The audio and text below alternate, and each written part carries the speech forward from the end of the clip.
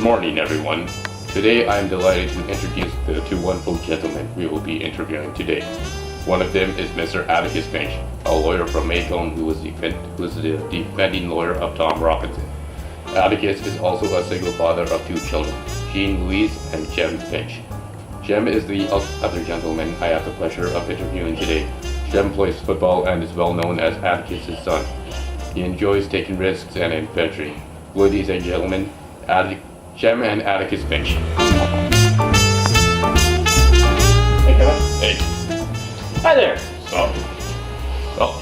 I'd like to say thank you for coming today. Well, it's great to be here. Yeah, Thanks for having us. thanks for having us. Alright, so let's get on to our first question. First of all, Atticus, what pushed you in the direction of becoming a lawyer? I've always had an interest in the law. I believe people should be treated fairly and justly. This job allows me to make sure everyone is treated fair. Also, I see this job as a challenge. Each case is a new, exciting obstacle that I can overcome. Jem, what are your thoughts on the controversial subject of your dad defending Tom Robinson in court? I'm beyond proud of Atticus for defending Tom in court. I felt it was very mature of him, and he really decided just to be the bigger man and stand up to everyone in the town. He worked very hard and he persevered in the face of adversity. And Scout, Catherine, and I were delighted, as I'm sure many others were. It's a good job. Thank you. Atticus, do you honestly believe that Tom Robinson was innocent? Why do you think that? Yes, I truly do believe that Tom Robinson was innocent. There was overwhelming evidence that he could not have possibly committed the crime. This includes the fact that his left arm is crippled and the damage was done to Mayo's right side. This is indicative of a strike with the left arm. Jem, what was your opinion on the outcome of the trial? In one word, wrong. I thought that was very wrong. I thought the jury was so biased, and the race that Tom Robinson played a huge role in the outcome. It was very difficult for me to contain my emotions. I even went home and cried. I feel like it was just a very low point for our town. Atticus, what can be done to ensure the safety of all our children and adolescents? Proper policing and strict laws are a start. We need to educate the children on the dangers in the world. If they know what to stay away from, it is a lot easier for everyone. We also have to educate the public on how to tell if a child is in danger. Social media can also be a monster. It can totally consume kids and even adults and just affect their lives in such a huge way. If used wrong, social media is very dangerous. Jem, what happened on the night that you were attacked by Bob Yule? Scout and I were just walking home from school, from her pageant she had just had, and it was very late at night.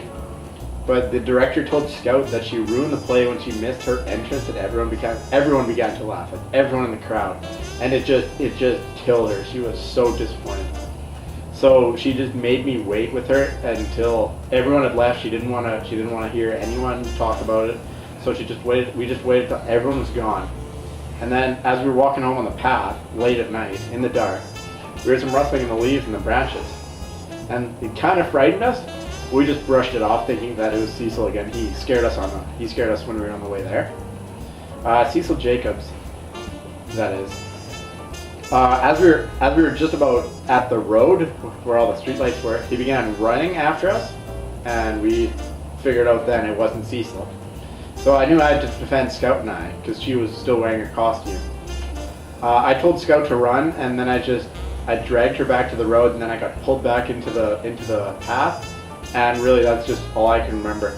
Scout told me I broke my arm, and yeah, I felt that after I woke up, but I was knocked unconscious. And then after the attack, I was told that Bob Yule stabbed himself with a knife. Like, I was knocked unconscious during that fight, so just all my memories are vague. I have no recollection. Atticus, what do you think about the Radley family? I think that they're just misunderstood.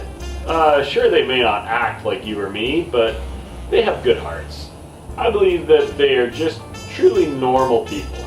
Boo Radley saved my child, and I really can never repay him. Jem, how did Miss Dubose play a role in your growing up and maturing? Mrs. Dubose really just helped me develop into the person I am now. Looking back on it, like destroying all of her flowers was just an immature thing to do. I regret it profusely. I acted very childish and very impulsively just out of complete anger. So I'm very glad I could read to her, just pay her back any way I could. I got to see what she was living in, and I almost got a taste of why she acted so miserable to Scout and I. And it just gave me lots of time to reflect on my actions. Now that she's gone, I just kind of miss her. Like sitting on her porch, you know what I mean? Kind of miss it. Atticus, what do you think makes a good lawyer?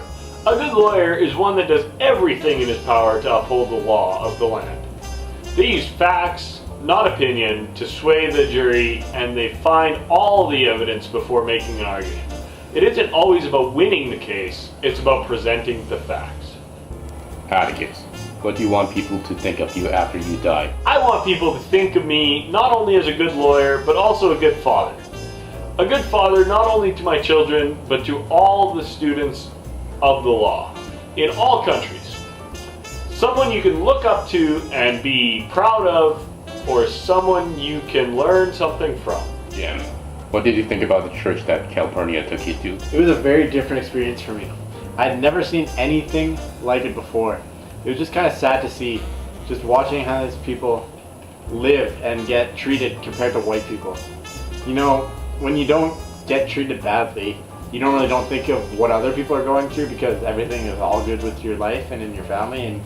But when this injustice is just thrown right in front of you, it's very hard to miss. Seeing the segregation right in front of me was a very different and educational moment for me. Atticus, did you think that the jury for Tom Robinson was just and fair? No, and I think it was outrageous that the jury was made up of people who had already made up their minds. It was just racist white men with no sympathy. There wasn't a woman around, and they didn't have a single black person in the jury.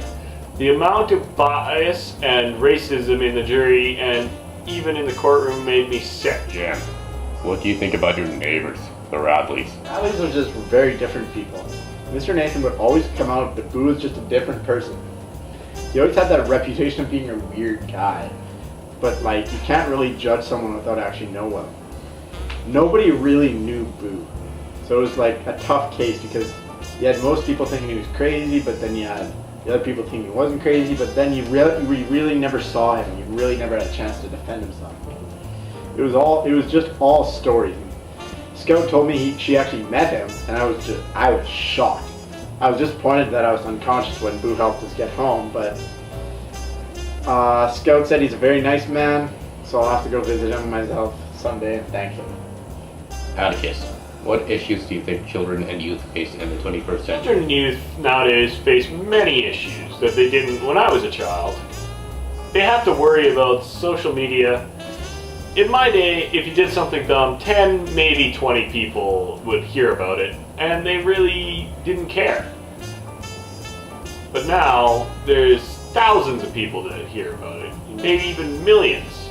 Yeah, it's just crazy how stuff spreads around. Jem, what role does Atticus play in your life?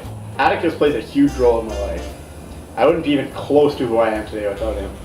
Being a football player, I was always taught you have to be hard, you have to be tough. But having Atticus really helped me to have that sympathetic and like soft side. Him making me go read to Mrs. DuBose played a huge part in my life because I thought differently of her immediately after that. He truly taught me that you can't understand someone until you walk around with their skin. I saw that with Mrs. DuBose. With everything Atticus taught me, and after watching the trial, I had to let out my emotions because of the injustice. I wouldn't have been able to let that out without Atticus. I really can't thank him enough. I'm glad you see it that way. Atticus, why did you take the Tom Robinson case? I just saw an innocent man in need of a lawyer. How could I hold my head high if I did not take the case? How could I tell my children what to do? How could I even live with myself if I hadn't taken this case? Jem, what impact did losing your mother have on your life? Well, losing my mom just hurt a lot. After she died, I was just kind of angry and I was bitter and I was just mad at everything. Like, it was like someone had done something just unforgivable to me. I blamed God and I got really mad. After a few years, it began to get more infrequent and I began to get more used to, like, this is how it's going to be. And I just began to accept it more. Like, I knew it wasn't fair, but like, it just had to be this way.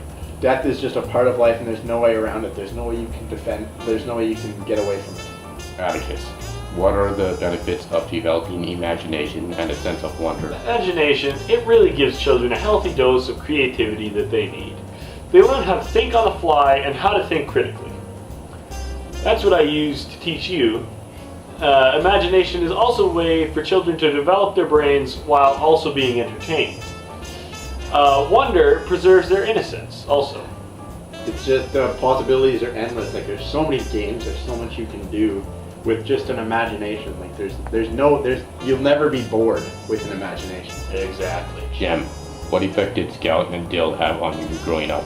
Well, Scout and Dill were just a couple of my very best friends growing up. Some of the games we played together were so much fun. Like, so much fun. I kind of miss it. Like, being more grown up now, you don't get that as much. You kind of miss the games they used to play. They used to be so much fun. I couldn't possibly imagine my summers without them. Scout was just such a great little sister, but it seemed almost that she was a little brother to me. I just loved them both so much, and I miss the games we were playing, especially the Radley game. Yeah, you looked like you were having fun. Wow, thanks for having us. Yeah, it was really a great time.